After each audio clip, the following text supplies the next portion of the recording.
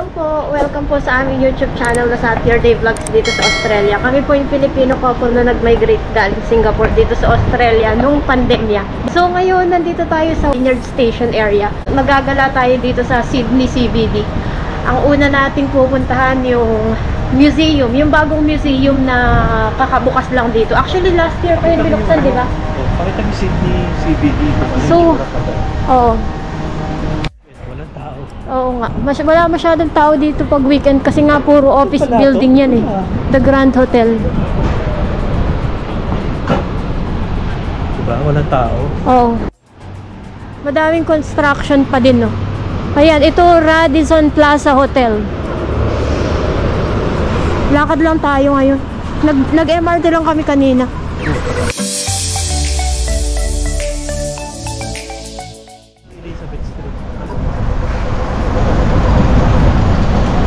Punta natin dito, di ba? Nag-picture tayo dito, naligaw tayo somewhere dito. Parang malaki yung lobby. Ito, oo nga no. Tignan nyo yung lugar na to, patay kasi nga office building to eh. Di ba? Yeah. State Library, NSW. Tignan mo, may mga tao din sa baba, oh. Nagko-computer sila. Kasi ano to eh, library no? Itong, ano kaya itong building na? Mitchell Building pala to.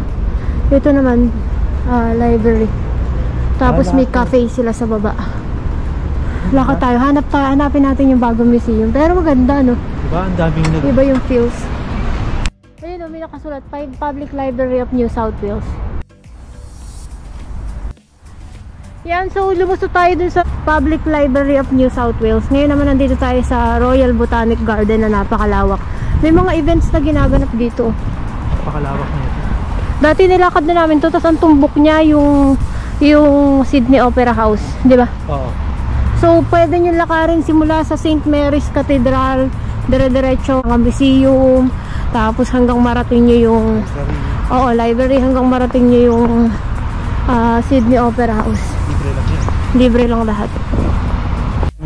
Damo. Oo nga eh. Kasi hindi siya. O kaya hindi siya kasi nasisinaga ng araw. Pero tinan nyo yung mga pamilya, dito lang sila tumatambay. Meron kasing cafe dun, oh. Tapos yung tatay nagbabantay lang sa anak niya. Ang lawak ng field na to. Meron yatang magaganap na concert dito. Ayun yung makikita. Ayan na yung Art Gallery of New South Wales. Tapos siguro yan yung exhibit nila ngayon. May malaking gagamba dito. Pwede natin siyang bisitahin mamaya. Nakapunta na kami dyan dati nung nag-tourist kami dito. Pero dun muna tayo sa bagong museum saka tayo dadaan dito. Kalagay dun sa bawat taas nila yung mga artist. Michelangelo, Donatello, Ghiberti at iba pa. Ayan, may construction nga lang. Pero ito yung lumang gallery. Art Gallery of New South Wales. Tapos ngayon may bagong itinayo na. Nagbukas yan last December. Libre lang yan, di ba? Oo, libre lang. So ngayon lang kami pupunta dito. Tingnan natin kung ano yung exhibit nila. Kasi dati dami tao lagi dyan. Oo, pag kasi may mga bago dito, talagang sinusuportahan sila ng mga local, di ba? Ito pala yung mapa. Ito yung luma. Ito yung luma. Tapos yung bago. ito yung North Building. Extension. Oo, wow, ang dami pa pala. Tumawid ka sa kabila, makikita mo lahat dyan. Ang dami. Likid. Oo nga, no. Tapos, pagka naglakad ka, yun ang Opera House. Ayun, layo pa, no. Tapos dito yung Mrs. Macquarie's Chair na may magandang view doon. Kung magtutour kayo dito, yun yung isa sa mga magandang puntahan. Ayun yung St. Mary's Cathedral. Ang dami, no. Tara, punta muna tayo dito sa Art Gallery of New South Wales North Building.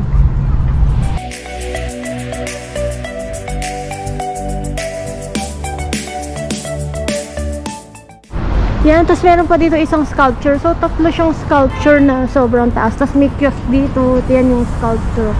Tapos doon yung entrance. Mamaya puntahan natin.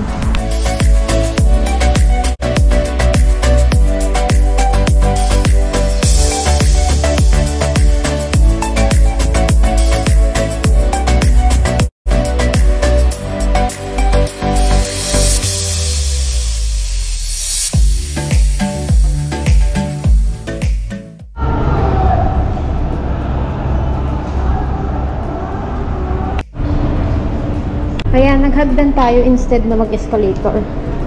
Winding stair. Tingnan natin kung saan tayo mapapagkat.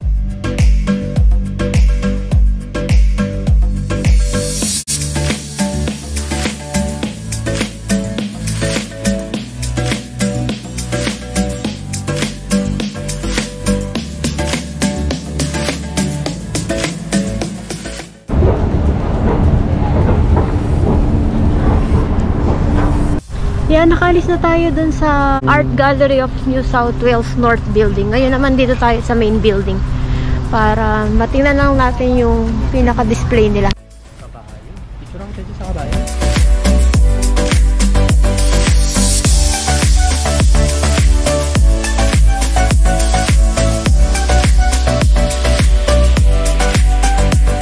Step up and speak your mind. Lawak ng puno, pwede kang tumambay sa ilalim. So, paalis na kami. Ayun sa likod yung Art Gallery of New South Wales. At maglalakad lang tayo papuntang Town Hall Station naman. Doon tayo kakain sa Japanese na, yung doon sa area na, ano nga ba yun, Regency o kaya yung Meriton ba yun? Yung pakita namin sa inyo mamaya. Sobrang daming choices na mga Japanese food. Yan, konting lakad lang. Nandito na tayo sa St. Mary's Cathedral. Tapos yung open na area na yan, yan yung Hyde Park. Diyan tayo lulusot papuntang Town Hall. Yan, so yan yung St. Mary's Cathedral. Nire-renovate pa lang ngayon. Tapos nandito naman na tayo sa Hyde Park. Meron pa lang daan pababa. Oh, ano kaya yan? Express walkway. Yan, so ito naman ngayon ang Hyde Park. Diba? Dati dito ako kumakain pag nagla-lunch. Pagka nagsa-site. Ang ganda, oh. Diba, nakaupo lang yung mga tao. Wow, merong ano, mga bulaklak. Wow, ganda. Spring na nga naman, eh. Oh, spring season. Tapos gawa na tong fountain. Dati sira pa yung, ay, nire-renovate pa yung, yung fountain na yan. Tapos yan yung Westfield Tower.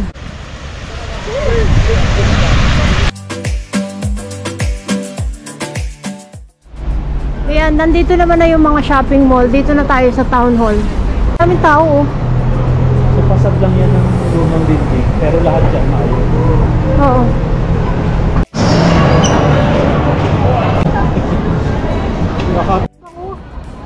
Bango ah.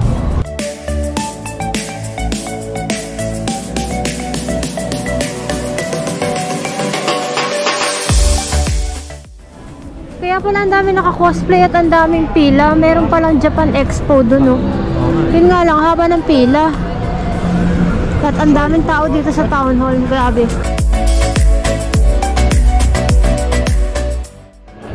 Sobrang daming tao, hindi ako masyado makapag-video. Ang ganda naman nun.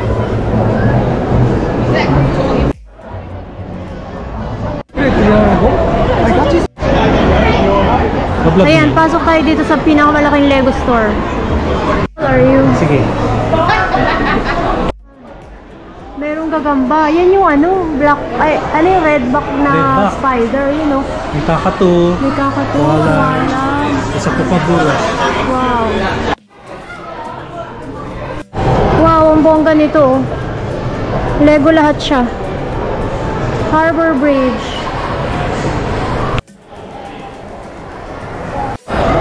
Awesome.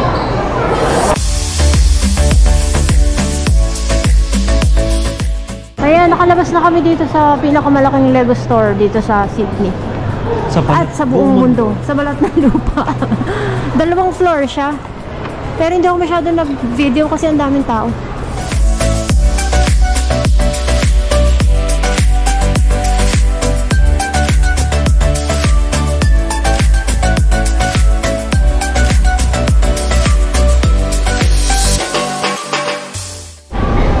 Nandito pa rin tayo sa Myer. Ilang floor ba itong Myer na ito? Nakailang akyat na tayo, no? Wow, ito na pala yung pinakataas, yung bilihan ng regalo. Ang daming Christmas items, so ganda.